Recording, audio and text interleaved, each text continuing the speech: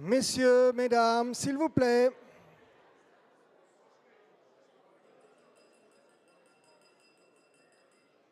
Merci beaucoup, Françoise.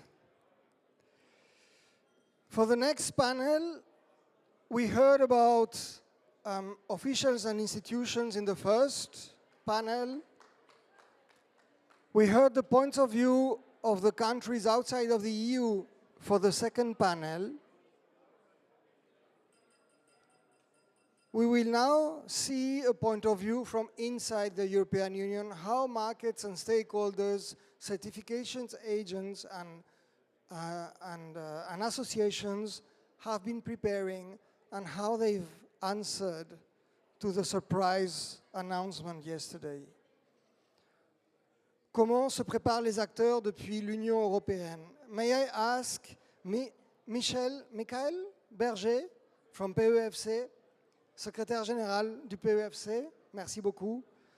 I would like to ask Kim Carstensen, Executive Director FSC, and I would like also to invite Robbie Weisch from DG from TradeLink, and finally Caroline Duhem from the ATIBT.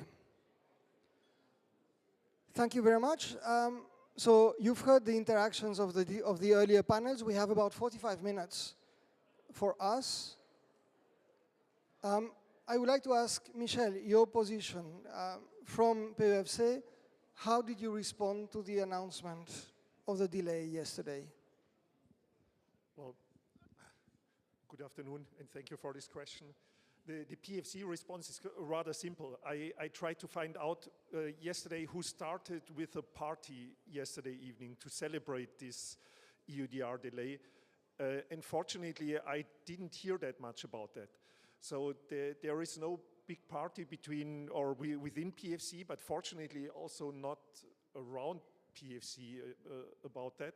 So that makes us quite happy. Quite happy why?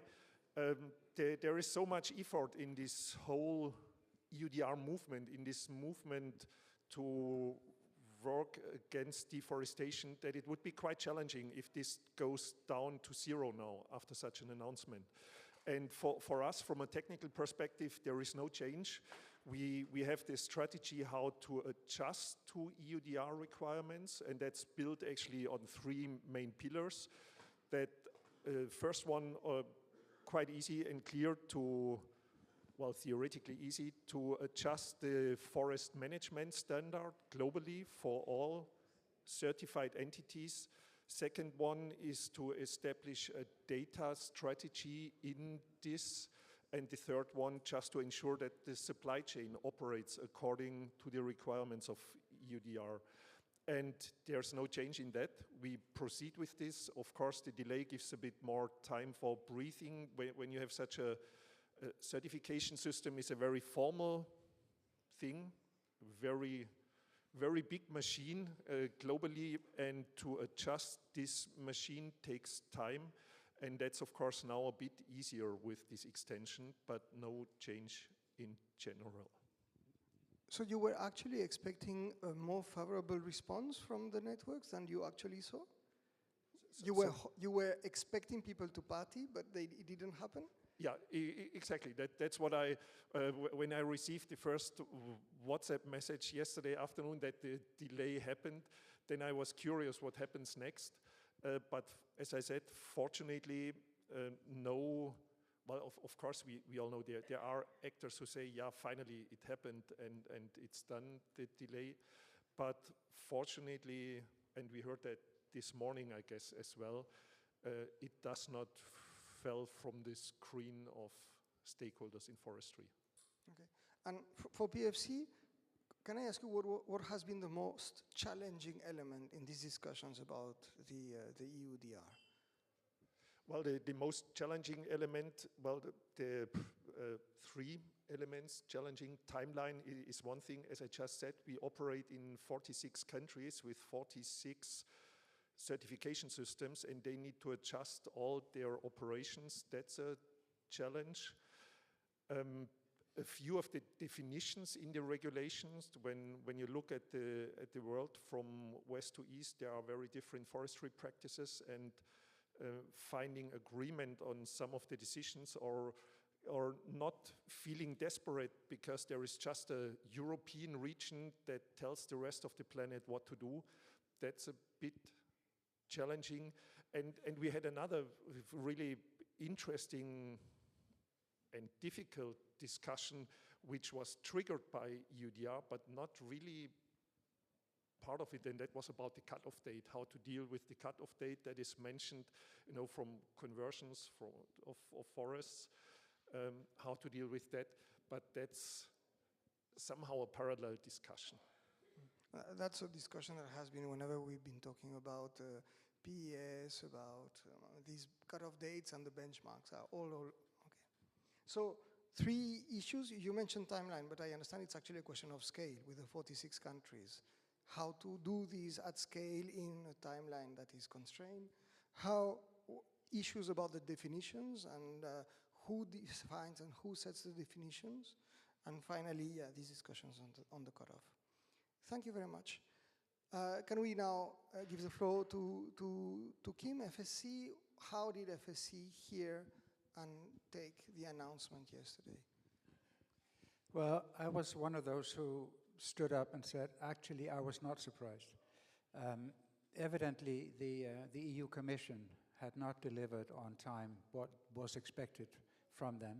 That sort of came yesterday, or some of it came yesterday, but that is later than we would have hoped for and later than we would have expected. Plus, of course, we've seen the political pressure build from different angles about the timeliness, about the rules, etc., etc. So I didn't find it surprising. It's not really for FSC to have an opinion about this because, I mean, our system is against deforestation, so in that sense, yes, we're for regulation that also sort of makes sure that deforestation decreases. So from that perspective, we absolutely welcome the EUDR. But our role is not to have big opinions about whether it should be this way or that time or this time. Our role really is to find ways in which we can make sure that our customers, the certified companies, and the governments who work with FSC, that they can actually meet the requirements there are, no matter what the requirements are, because that's what we all need to do. We need to be legal and we need to be sustainable. So that has been our main focus in the past year and a half. The annoying thing, of course, is that we were ready. I mean, our system would be ready to actually sort of deliver services to the customers, the certified operations, both in terms of the rules for certification, in terms of the reporting requirements to the EU, and in terms of the risk assessments that need to be part of this whole framework. So from that perspective, it's a bit annoying, but I mean, I can absolutely understand that countries don't feel ready, that companies don't feel ready, etc., etc. What I think is urgently important is that we do not take this as a chance to then lean back for the next 9 months and say, oh, next time we have 6 months and then we'll be all good. That is not how we should take it, because one way or the other, we all need this. Tropical timber is in a crisis in Europe, because of lack of credibility, because of fear of deforestation, because of fear of destruction of biodiversity, because of climate change and all of these things. And we need to use occasions like this, that there actually is regulation coming in that will stop some of this or help us demonstrate that we're not part of it, to actually find ways to increase, improve the reputation and credibility of the timber that comes from the tropical regions. From that perspective, I think the EUDR was and is and will be an opportunity for the Central African countries, for the companies who work in the Central African countries, and for the importers. And also both for the importers in the EU and for the importers in other parts of the world, like China that we just discussed before, becoming increasingly important. And we need to find ways to work with the Chinese market as well as we work with the European market, not necessarily on the same regulation, but on some of the issues that are important in both places. Sustainability is important in both places. traceability is important in both places, and sort of barring the details that the EU may have different definitions on some areas and the detail, the overall picture is the same and is of interest. So I hope we can also use an opportunity like this. I'm very, very happy that we have Chinese colleagues here. Use an opportunity like this to strengthen the links between the Congo Basin, China, and the operators who operate in between. Thank you, Kim. So, not unexpected, because there were delays in the provision of information and guidelines by the European Commission, and effectively some 10-20% of the people in the room were actually expecting something like that. A bit annoying because you were ready. However, as we said in the other panel, do not take that as an excuse to lean back. But I would like to emphasize the point that you're making at the end, because we've already heard it also. One of the problems of the timber, of the tropical timber in Europe, is this lack of credibility, and a reversal by a policy decision at that level can and will only add fuel to that fire. So it's a message for everybody and the ones that we work with to use this opportunity to reinforce the commitment to bring sustainability, which I think is also the messages that the other members of the panel are bringing. Thank you, Kim. Robbie, from Trailing, can you say a few words about how were you getting ready for the UDR and how did you respond to the announcement? Yes, thank you. I think those who know me will know that I've always predicted there would be a delay. I was not surprised at all. But it's more on our assessment of the EU not being ready for especially our sector, the forestry sector. Then of course there's the question of the other commodities, which I think were really the driving force behind the request for the delay, because the forestry sector was always with a very strong position, was that we were ready, and this is a good thing for our sector and the transparency and traceability of our product. What we were concerned about was that there was not really proper testing done, sufficient testing, because I believe when the EUDR was proposed, real world scenarios and simulations were not tested properly. So I was particularly concerned that the system would really only be accessible from December, 1 month before the implementation, which for sure is not ready for the private sector to properly test. So I agree with Sylvia from Sebois when she says that we should take this opportunity now to really start as if we were going to implement from the January onwards, to test and simulate these real-world scenarios, because a lot of these things the EU have not really considered. And one of the main things is we come from a situation where we are not just importers and operators in Europe, we are also manufacturers. We have a large factory in Brazil. We procure from other manufacturers and other exporters across the world, especially in Brazil as well.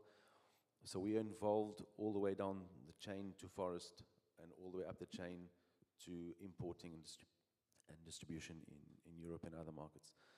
So we see real-world scenarios, and one of them, let's say, as a factory, is that we might not have forests, but we are procuring from various forests. So we have the natural scenario of mixing. So we are very aware of that. At the base of all of this is our focus, of course, on legality. Ahead of anything else is legality in the chain. Deforestation is an addition to the due diligence and the procedures. But legality, according to the legislations of source countries, must be respected and is the base of all due diligence. So there I feel that I felt that EUDR has not really taken into consideration legislations and forest codes at source. And an example of that is in Brazil, where you have private management projects. You are legally allowed to deforest 20% of the forest and convert to agricultural use, which is of course against EU policy of conversion to agriculture, which constitutes deforestation. So these are things which is a challenge in Brazil for people to accept this and now to adapt. I feel that maybe during this 12 months that can be taken more into consideration, not just for the timber sector but for all commodities. And coming back to the situation of mixing, when we are shipping a container from our factory into Europe, it really is almost impossible for us in our situation to say which exact plot of land the product is coming from. We can give a list of possible plots of lands or geolocations, but it is almost really impossible because our system is based on a volumetric system, just like FSC is based on a volumetric. It's credits, it's volumes coming into a factory, being processed and going out. So that is how things work in the real world for a factory like us. And to say that it's definitely coming from this plot of land, well, it might be, let's say, on a first-in, first-out system, but it's not really always the reality. But it's, the basis of that is the legality. What's coming in has to be legal. But yeah, coming back to the whole situation of EUDR, I think definitely we will use this period to really get on board and test the system. And like my colleague says, Patrick from AMEX, we want to have clarity on really what is required, specifically on a documental level. That will also help other importers as well understand what is required from each source country. Thank you, Robbie. There's something I don't understand, because this problem with the fact that it's difficult to tag a specific geolocation to a product because you have a volumetric system and not I don't know what is the other word for for the geolocalized one. The delay will not change that, right? It is still expected that you deliver something with a geolocalization tag. No, the delay will not change. That mixing does occur of your raw material, yeah. And by the time you are shipping, let's say, a container of finished flooring, which we are producing, or finished decking, which we are producing, we would have to supply a list of possible geolocations, not the exact geolocation, because it is impossible for you to, for in our scenario, we are not owning the forest. We are buying from, let's say, 10, 15, 20 forests. So we do not have systems that can identify every single piece. That is unrealistic. Mm-hmm. But like I say, we can give definitely a list of the of possible geolocations that it is coming from, which has always been the situation, and Ashley will confirm from AHEC. AHEC have pronounced that they will only provide geolocations of the county in the United States. They will not be able to give a geolocation of the plot of land. And that is their position, and which they are sticking to. Okay. So for our case is that we will give a list of possible geolocations. We cannot give an exact. And you're confident this would satisfy the request for due diligence? As we've been told, that they will accept a list. I think Caroline can expand on that.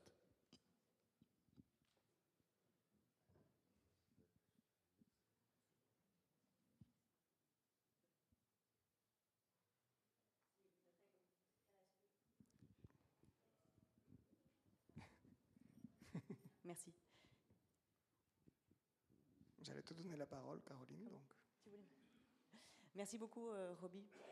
Merci, Kim et Michael. Effectivement, on l'a vu tout à l'heure, l'enjeu va être, maintenant qu'on a un peu plus de temps pour se préparer, l'enjeu maintenant va être de trouver, d'identifier et de communiquer sur les documents, les informations qu'il faut transmettre aux opérateurs. Au niveau de la TIBT, et je pense que ça concernera certainement différentes régions de production avec lesquelles nous travaillons. Nous avons plusieurs rôles dans le RDUE. C'est d'une part d'informer, de vulgariser ce règlement. On l'a fait au travers d'une première brochure qui compare le RBE avec le RDUE que vous trouverez à l'entrée. On organise évidemment des sessions de formation, de webinaires, etc. Mais la grande tâche maintenant à venir va être justement de travailler sur cette liste de documents qui doit être jugée pertinente pour répondre aux exigences du RDUE, mais également de continuer, et peut-être de façon plus facile d'accès, à expliquer la gestion durable des forêts qui, dans le bassin du Congo, au Brésil, on l'a vu avec le monsieur de AMEX, la gestion durable est aujourd'hui la meilleure réponse à l'exigence de zéro déforestation du règlement. Cette gestion durable, elle n'est pas forcément connue des opérateurs, du grand public et même des autorités compétentes des pays États membres de l'Union européenne. Donc il va falloir qu'on communique là-dessus, qu'on vulgarise ce concept et qu'on explique aussi comment la certification vient en complément de ces pratiques de gestion durable qui sont en application dans les pays tropicaux principalement, comment la certification comme le FSC, le PEFC ou le PAFC bassin du Congo peut permettre de garantir en fait l'application de cette gestion durable qui correspond à ne pas convertir des forêts, ce qui est la définition du RDUE pour la déforestation. Donc on va expliquer ceci, ça va être un des grands enjeux. On va expliquer les documents qu'il faut prévoir. Et enfin, pour travailler avec les opérateurs, parce que la ATIBT représente aussi des opérateurs européens, nous avons mis en place un projet pour développer notre plateforme Timber Trade Portal, TTP. Cette plateforme qui a déjà été initiée dans le cadre du RDUE va devoir être mise à jour, étendue, complétée au regard du RDUE. Et pour cela, on va travailler aussi bien avec les fédérations nationales européennes. Donc on a de nombreux partenaires, les fédérations locales comme LCB, GDOLS ou la fédération hollandaise, mais également nos partenaires européens comme ETTF, comme ETIC. Nous allons travailler avec ces fédérations pour identifier les informations qui sont souhaitées sur au moins une trentaine de pays producteurs internationaux et pas seulement tropicaux. C'est une plateforme qui est assez large pour aider les opérateurs à faire leur diligence raisonnée et connaître les informations réglementaires des pays de producteurs auprès duquel ils approvisionnent. Et ce travail sera fait aussi en parallèle et en partenariat avec les parties prenantes des pays producteurs. Donc il va falloir trouver des interlocuteurs dans les différents pays producteurs de la plateforme pour pouvoir s'entendre justement sur le niveau d'information, les informations pertinentes à présenter au niveau des opérateurs. Donc, on l'a dit tout à l'heure, ça va être le nerf de la guerre, cette histoire de documents, de niveau d'information qu'il va falloir fournir, mais c'est aussi une opportunité. Il faut bien se rendre compte qu'en face de nous, on a la Commission européenne, on a des autorités compétentes des États membres qui, eux, n'ont aucune connaissance de ce qui se passe dans les pays de production tiers à l'Union européenne. C'est à nous de leur expliquer, c'est à nous de travailler avec eux, et c'est à nous de leur fournir des outils de compréhension des contextes réglementaires et forestiers de ces pays de production. Donc il y a une vraie opportunité là-dessus. Avec le report, on va pouvoir justement travailler dessus de façon plus approfondie, de façon plus aussi en concertation avec les acteurs. Mais c'est une vraie opportunité de ce règlement. À l'ATIBT, on a toujours vu le règlement comme une vraie opportunité de la gestion durable des forêts tropicales, un vrai levier pour la certification dans les zones tropicales, et on va continuer à l'expliquer pour justement placer les bois tropicaux, on va dire, pas en premier de classe, mais presque dans des produits qui sont concernés par le RDUE.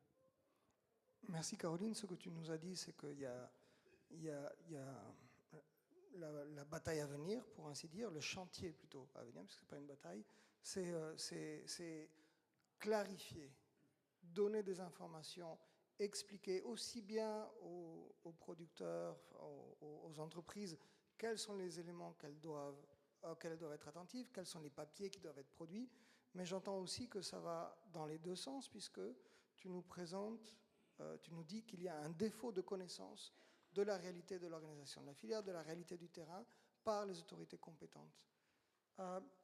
Il y a quelque chose qui m'interpelle sur cette...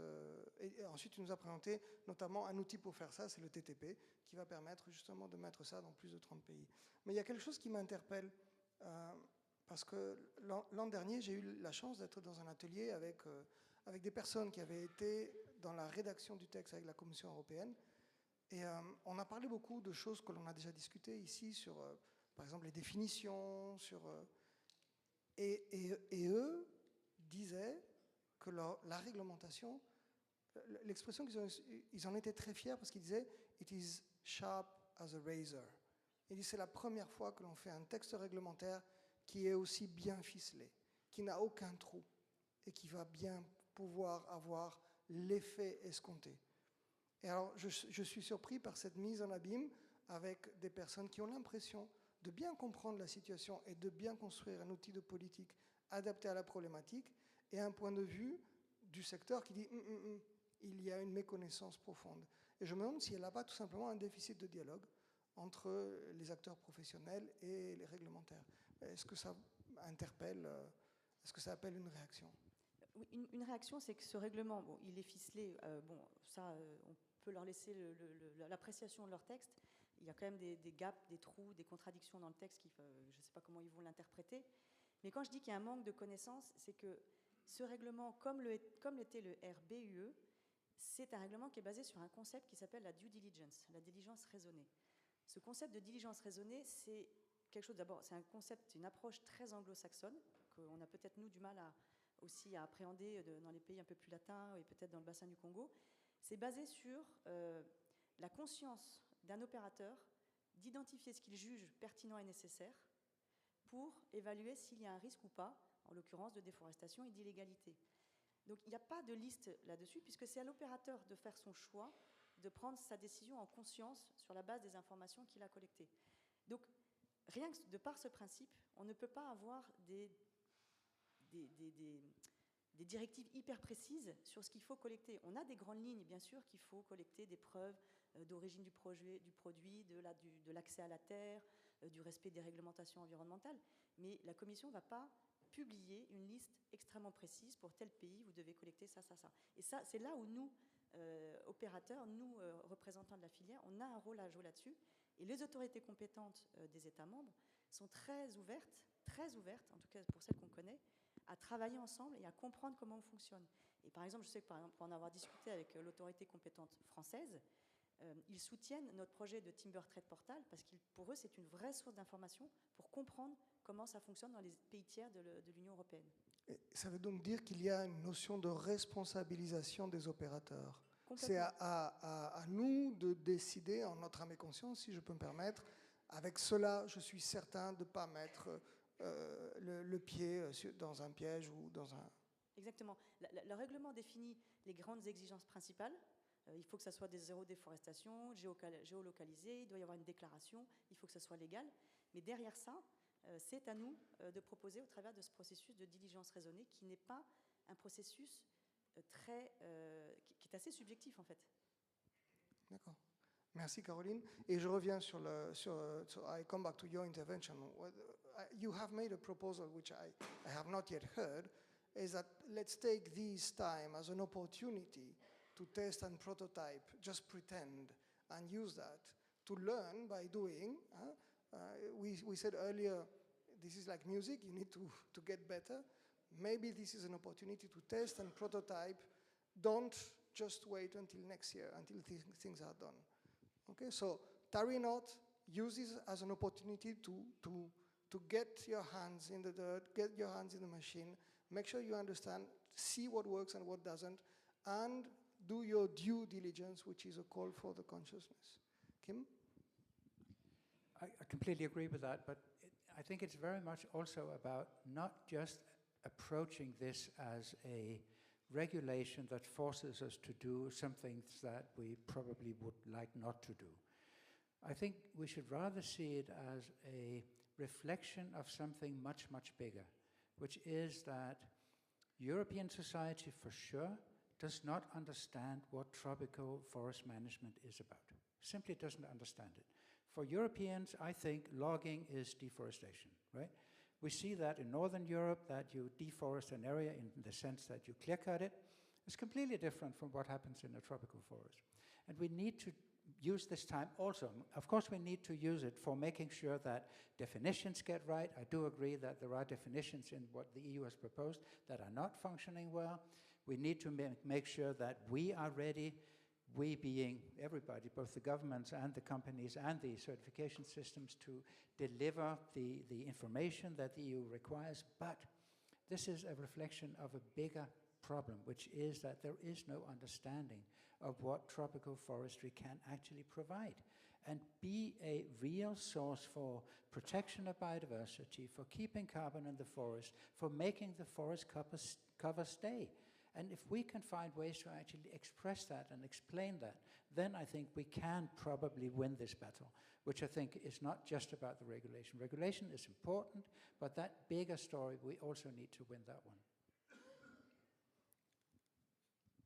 And then that requires, again, the word of partnerships and collaboration in a world that is designed for competition and business.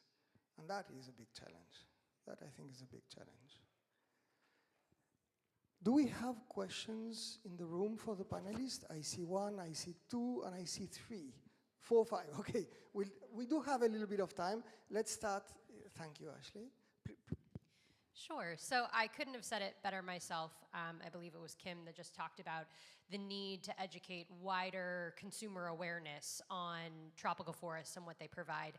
I guess from my perspective, I remain unconvinced that the EUDR is the way to that. I'm setting aside all of the other things that the EUDR aims and will do, but when it comes to consumer awareness, because I look ahead a couple years and I think we're probably going to see some enforcement cases.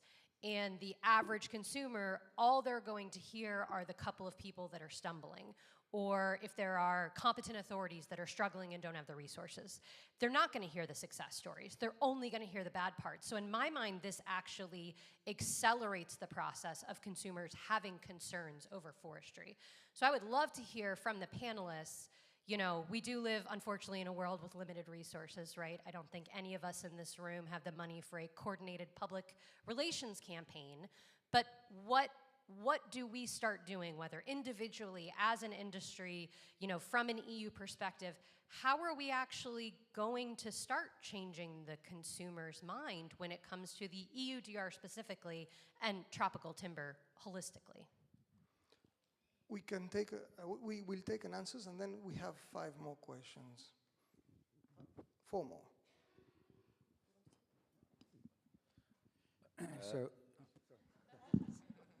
Thank you, Ashley. I think we have to look back at when EUTR was proposed. It was proposed to our sector, the timber regulation. It was implemented, and we adhered and we followed it.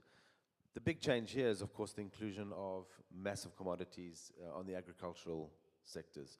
This has changed the whole aspect of the implementation. And as I've always said, the pressure did come from governments who are backed by massive agro. Even we had the president of Brazil, Lula, write a letter last month to the EU requesting that EUDR be delayed. This was not an initiative from the forest sector, but from the agro sector. A lot of people don't realize, and we've been speaking about image as well, is the misinformation in Brazil alone, 95% of all deforestation is caused by agro. Soya farming, cattle ranching.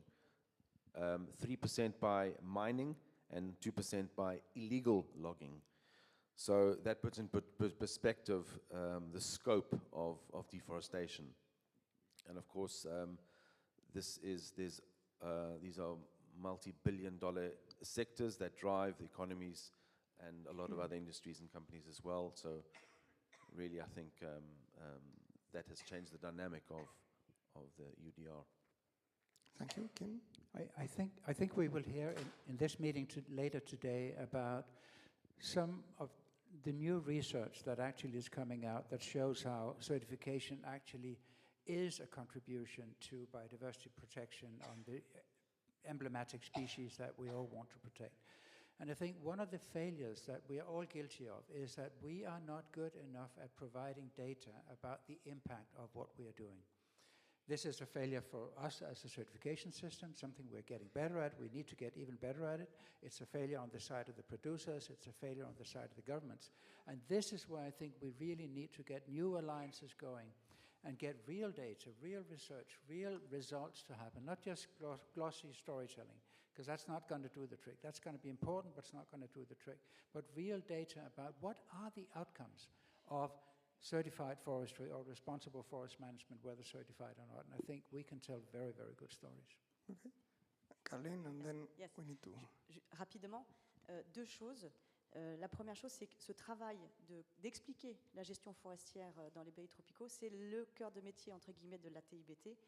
Mais c'est un message qui est compliqué, c'est un message contre-intuitif. Pour protéger des forêts et ses services, il faut couper du bois.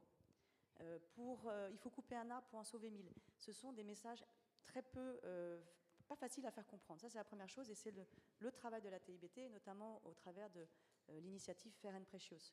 Deuxièmement, c'est un enjeu effectivement d'arriver aux consommateurs, de faire comprendre ça. Ashley l'a dit, c'est un vrai enjeu pour ça. Notre ambition, et nous pensons que pour y arriver, il faut impliquer davantage les opérateurs, c'est-à-dire l'aval de la chaîne d'approvisionnement. Les opérateurs qui approvisionnent des produits tropicaux et les mettent en marché, ainsi que leurs clients, doivent être acteurs pour véhiculer ce message. Sans les opérateurs, qui doivent être des ambassadeurs aussi de l'approvisionnement en bois tropical certifié, effectivement, le challenge sera difficile. Donc c'est un des vrais enjeux, c'est impliquer la chaîne de valeur de la filière bois tropical. So the conclusion I take from that is obviously more funds for research. You'll excuse for my position as a professor. However, let me just say one statement. If it is clear that agriculture is the main driver of deforestation, there was a recent paper estimating that degradation, which is what logging does, impacted 5 times more area than deforestation. So let's not undermine and let's not forget the impact we have in a forest when we manage it, even well. But yes, more research on that. Thank you. There were many questions. Yes, Madam with a red top, and then I had another question here Hello? and then there. But first, the lady in red was first, please. Sorry, I was... No, not me? she was really, thank you for your tolerance. She was immediately raising the hand.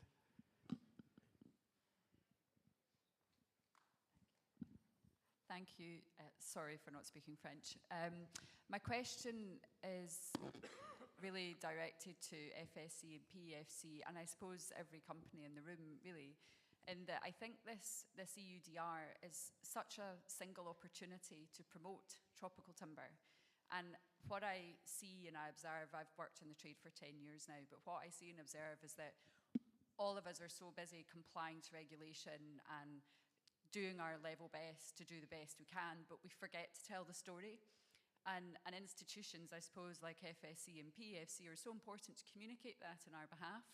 And so outwardly tell people we're ready, we were ready, you know, and I appreciate we don't have the budget for a huge PR campaign, but individually all of us can talk and we can all share in social media, we can all get braver at communicating, and it's a habit and a behaviour that I see within the tropical timber industry that we don't communicate. And I think this gives us a really special and unique opportunity to do so. And I suppose I ask of FSC and PFC, are you planning on putting out any press releases saying, we were ready, we could deliver, you know, we're disappointed this isn't going ahead?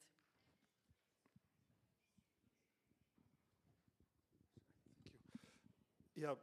Of course, EUDR should be a trigger to better explain tropical forestry, but it can just be a trigger. I guess I very much liked, and Kim and I had a quick discussion what we say about each other maybe before this panel, and so hopefully it's not too bad if I say I fully agree with what you said about tropical forestry.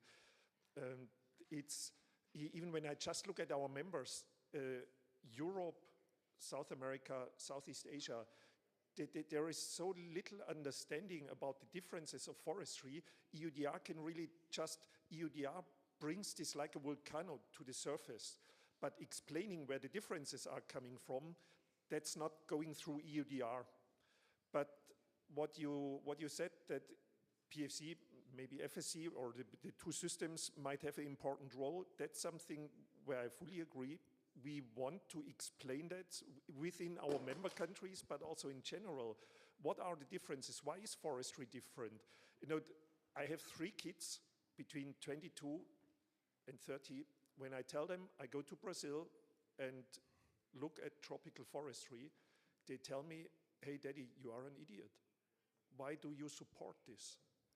So explaining even in such a surrounding what the differences are, why we are doing it, how to protect forests is an incredible task, and certification systems certainly should play a role in that, definitely.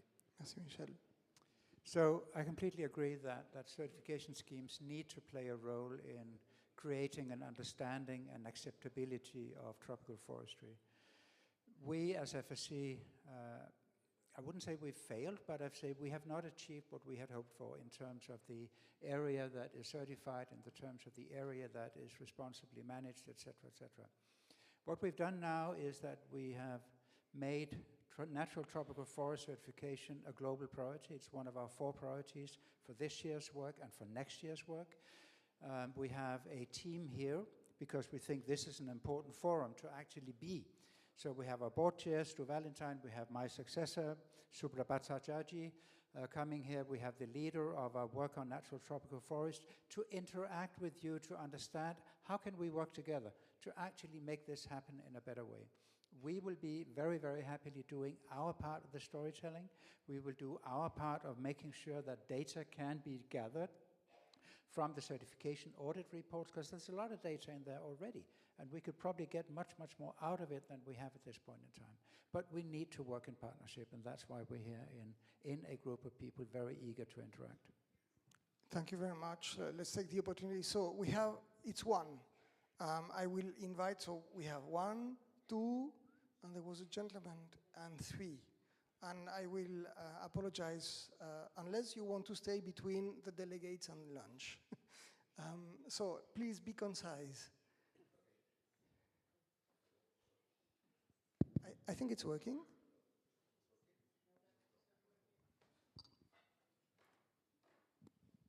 Hello? Okay, it's working. Hello, my name is Swapan Chaudhary. I'm representing Timber ID platform. We're working closely with PFC as a partner here. And I'm glad I hear in the morning that we're here gathering also to see what innovations are. And I'm really eager to share here that if we want, there are technologies which can bring you ID level of a log when it is harvested. Yeah? So when we're thinking that in the future we could build, and as we call it as a first mile, yeah? If you gather the information, the first mile, you can pass it then through whatever systems with sustainability certification, EUDR, or whatever, and you can pass really this information until the final wooden product. So I'm glad to be here, and everybody would like to hear more. I can share, but I wanted to share one more thing which is very important, because we're a technology provider of a EUDR platform. And I heard here a lot already saying, okay, it's postponed, but let's do everything that we should keep on time. I can tell you, I already got a few messages from my team. People stop sending emails, okay, I'll come back in a year time, yeah? I'll not follow up. So it's really, my request to everyone is to work, and as we are also the evangelists of what needs to be done in the due diligence, I mean, system, explain basically, it's not about API and creating a DDS, that's the final thing. It's about the entire due diligence system, and that the companies really understand what they need to do. And they should not stop, because as I hear it today, it's really not good. Okay, but you already have signals that people are saying, oh, I take it easy. Yes, okay, I have it in written. Which goes against precisely all the lessons, there's a reason why the message here is tarry not and continue pushing. Thank you for the intervention. I'm not sure that was a question, but a statement. I have one person lined up, and then I have another one, and I have 2 more people that are frustrated for not talking. I am aware. Let's try to see if we can make it happen. Thank you very much. Ok, bonjour. Je suis Olivier Bonneau, je suis expert en diligence raisonnée et évaluation de conformité. Je voulais faire un petit rappel, aussi un commentaire sur la collecte documentaire et l'image qu'a les bois tropicaux dans le monde. Il faut savoir qu'aujourd'hui, le commerce illégal du bois, ça reste, selon Interpol, encore 150 milliards de dollars. Ça serait le 3e marché illégal après les armes et la drogue. Et c'est ça qui ferait effectivement cette mauvaise image. La diligence raisonnée, comme le disait Caroline, c'est un exercice d'agir en conscience. Et les consciences, aujourd'hui, visiblement, elles apparaissent encore flexibles par endroits. Et je voulais attirer l'attention sur la vigilance qu'il faut apporter aux bases documentaires. Les collectes documentaires, elles sont comme le bois illégal. Finalement, rien ne ressemble plus à un bois illégal qu'un bois illégal. Et les entreprises qui ont les pratiques qui sont souvent les moins conformes ont souvent les meilleures documentations. Et je pense qu'il faut s'appuyer sur des systèmes de vérification. Et c'est le rôle qu'a FSC et qu'a PEFC aujourd'hui, entre autres, dans ces démarches-là.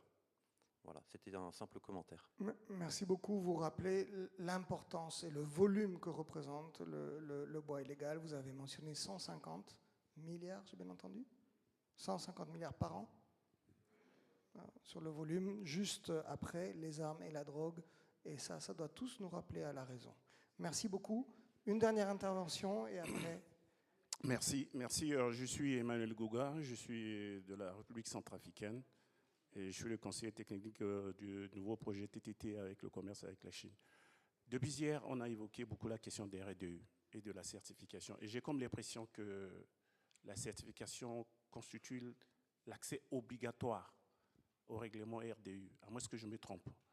Mais je me dis que déjà, au niveau national, beaucoup d'efforts sont faits en termes de certification, parce que le substrat de la certification, c'est notamment les normes de gestion forestière à travers les plans d'aménagement, les lois, les textes d'application. Et si le suivi et l'application des textes au niveau interne sont faits, d'une part, tout ce qui va être demandé en termes de documentation pour alimenter le RDU va être disponible, parce que déjà, il y a beaucoup d'efforts qui sont faits en termes de dématérialisation au niveau national, en termes de documents, en termes de géocalculation. Déjà, à travers les plans d'aménagement, on ne peut pas le faire sans les coordonnées géographiques des permis, et ensuite, quand on passe au zonage en termes de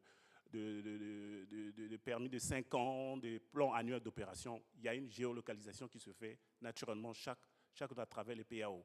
Donc, ces questions, je me dis que la peur est au niveau, par exemple, de la déforestation, tous les moteurs de déforestation. Et une évaluation paraît nécessaire pour voir le niveau de la déforestation de chaque pays, et puis pour adapter cette histoire-là à ce niveau. On a évoqué ces questions, mais on n'a pas beaucoup parlé des mesures les mesures d'accompagnement des entreprises à la certification, parce que ça a un coût. La certification FST et PFC, ça a un coût. Là, depuis là, on n'a pas abordé les questions. Parce que les entreprises, c'est ça aussi, hein. Il faut regarder la rentabilité des entreprises, la vie des entreprises. Et ça, on n'en a pas parlé. Et je pose la question, est-ce que l'Union européenne, à travers tout ce que le représentant de FST a, il y a une mesure pour accompagner les entreprises dans ce cadre-là? Merci. Merci. Donc il y a la notion d'accompagner les entreprises vers une démarche de mise en règle, de mise aux normes et de certification. Il y avait, il me semble, prévu dans les discussions autour de la RDUE, des mesures d'accompagnement pour les pays aussi, pour qu'ils puissent aligner, d'où les dialogues qui ont duré, par exemple, pour les EUTR, comme on en a entendu parler en Côte d'Ivoire. Est-ce qu'il y a une intervention en réponse? Et après, je suis désolé, mais le temps presse, et nous allons devoir probablement mettre un terme à la discussion. Caroline? Très rapidement, et je sais que maintenant tout le monde a faim. Vous avez raison, monsieur, de souligner que les cadres réglementaires, notamment dans les pays du bassin du Congo, mais ailleurs aussi au Brésil, sont des cadres réglementaires qui sont totalement dans la ligne de ce qui est attendu par le RDUE, à savoir mise en œuvre de l'aménagement durable, mais également il y a des dispositions sociales, des dispositions environnementales. Donc ces cadres réglementaires, c'est ce qui est appliqué dans les pays producteurs, il faut les expliquer. C'est le but, notamment de notre portail, le Timber Trade Portal. Après, il ne faut pas oublier que l'opérateur européen, il doit vérifier tout ça. Et la certification, elle permet cela. C'est-à-dire que la certification va permettre d'être la tierce partie sur le terrain qui s'assure que tout est bien vérifié, tout est bien appliqué, tout est bien conforme selon les réglementations locales, et qui va donc apporter cette garantie à l'opérateur quand il va faire sa diligence raisonnée en approvisionnant des produits. Donc, la certification, elle vient vraiment comme un outil qui permet de faire ce travail de vérification et d'apporter une garantie. C'est ce que je voulais dire. Après, en termes de mesures d'accompagnement, on l'a vu, je pense, je ne sais pas si Michael et Kim ont le temps de le dire, mais les certifications apportent aussi des ressources, des moyens pour pouvoir aider à arriver à la certification en ayant des équipes qui sont basées localement pour pouvoir vulgariser aussi les certifications. Je ne sais pas si vous voulez rajouter quelque chose, Kim et Michael, à propos de vos stratégies dans le bassin du Congo, ou si on a le temps. J'ai peur qu'on n'ait pas le temps, je suis désolé. En tout cas, ils sont à votre disposition pour expliquer cela. Merci beaucoup à tous. So if we have to sum up the elements that have been discussed, we were ready. It is an opportunity. Others are already listening here as a good argument to say, well, you know what, I have 1 year, I can wait. Take that as an opportunity, test, prototype, and do not forget that this is not about complying with the box and ticking something. This is about making sure that the forest and its management is seen as a response to the climate and biodiversity crisis. And that's an opportunity that everybody should take into account with elements of education and communication. Thank you very much, and bon